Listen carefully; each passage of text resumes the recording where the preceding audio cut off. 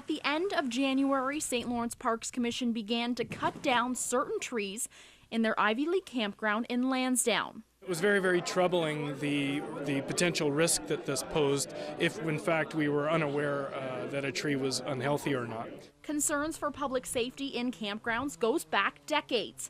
But for St. Lawrence Parks Commission, it became very real in 2006 when an infant was killed by a falling tree in Sandbanks. And just 2 years ago, another tree fell on a trailer where children would have been sleeping just hours later. Still, locals say the way the commission went about cutting down these trees was all wrong.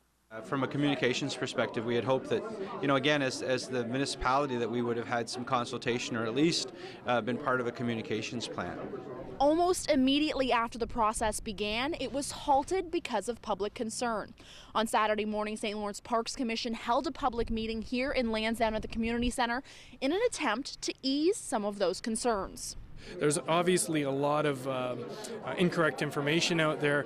The only trees that are coming down are trees that are an immediate threat to the public who'd be camping or using our parks.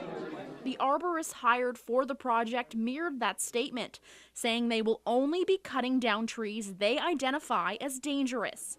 Nearby resident Tom Sawyer says there are other ways to deal with public safety.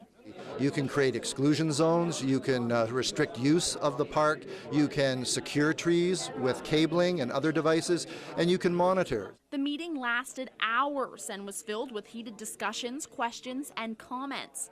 So what are the takeaways? Mayor Baptista hopes council will be included in further discussions, while concerned residents hope the trees will be saved.